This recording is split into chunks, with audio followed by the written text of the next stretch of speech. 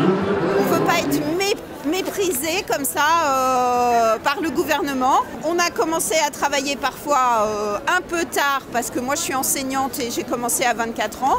Et donc pour avoir une pension complète, il faudrait que je travaille jusqu'à 67 ans. Et on ne va pas mettre des gens à 67 ans devant des élèves qui vont de la maternelle jusqu'au lycée. C'est pas possible. Donc monsieur, vous êtes retraité et vous manifestez aujourd'hui? Pour mon petit-fils d'une part, mon petit-fils, mes enfants sont là. Enfin, déjà c'est une première chose. Et puis les retraités ne sont pas bien nourris actuellement. Ils ont perdu beaucoup de pouvoir d'achat. Donc ça risque de s'aggraver encore avec la réforme. Et donc je suis là avec les retraités. Les 42 milliardaires français ont gagné je ne sais combien d'argent ces dernières années, donc il faut aller prendre l'argent où il y en a. Et il n'y a pas plus important que la réforme des retraites quand même? Aujourd'hui, oui.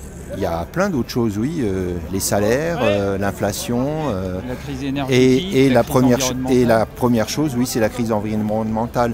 Et M. Macron découvre par hasard, qui aurait dit qu'on aurait des augmentations de température comme ça? Il se moque du monde. Oui, effectivement, il y a plein de réformes possibles, mais si on prend de l'argent là où il y en a, on pourra faire de l'écologie, on pourra augmenter les salaires, on pourra diminuer le temps de cotisation des retraites, etc. Les jeunes dans la galère, les vieux dans la misère de cette société-là, on n'en veut pas. Les jeunes dans la galère, les vieux dans la misère de cette société-là, on n'en veut pas. C'est inadmissible la façon dont ils ont fait les choses. Il faut certes réformer, mais pas comme ça, on n'est pas d'accord.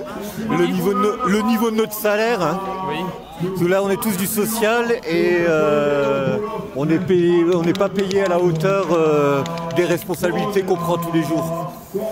Hein, on nous a applaudi gentiment pendant le Covid en tant que seconde ligne. On a tous continué à bosser pendant que les cadres faisaient de la gym dans leur salon.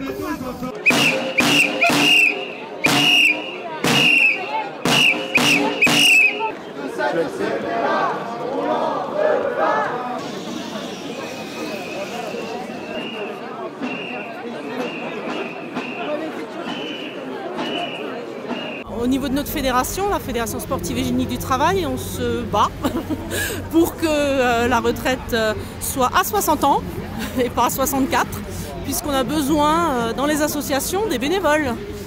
Et s'ils travaillent plus longtemps, ils viendront plus tard et certainement en meilleure santé, faire du sport et encadrer les activités sportives et s'impliquer au niveau associatif. Voilà. Merci beaucoup, madame. Et bien évidemment, ça s'applique aussi pour les autres associations. Hein.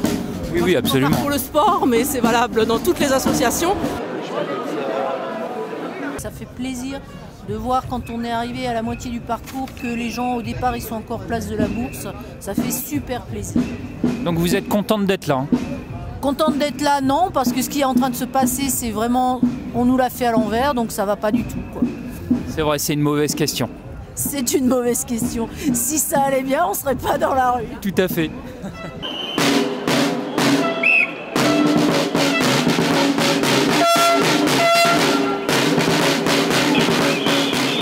Alors pourquoi vous n'en voulez pas de cette réforme? Tout simplement parce qu'elle n'est pas justifiée, parce que les quelques milliards qu'il faudra payer dans 20 ans sont tout à fait absorbables par d'autres moyens. Par exemple, augmenter les salaires ou augmenter les cotisations sociales de 2 € serait totalement suffisant pour payer une retraite comme elle l'est actuellement. Par contre, si M. Macron décide de faire une retraite où on part à 60 ans à taux plein, là, je ne manifesterai pas, je serai tout à fait d'accord, il n'y a pas de souci.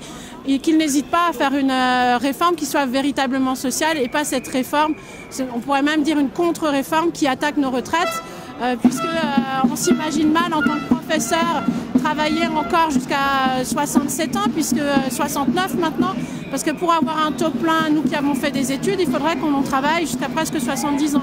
Et je ne pense pas que les Français et les Françaises souhaitent avoir des professeurs devant leurs enfants qui ont cet âge-là non plus.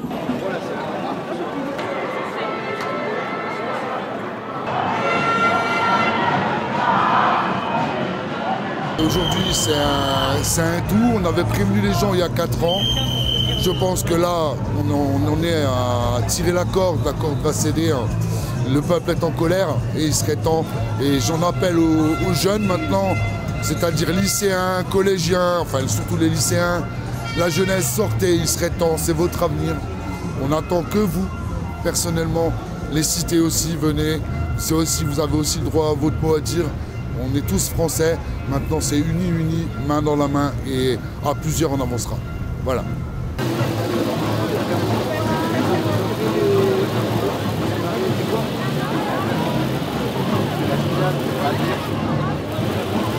Les jeunes dans la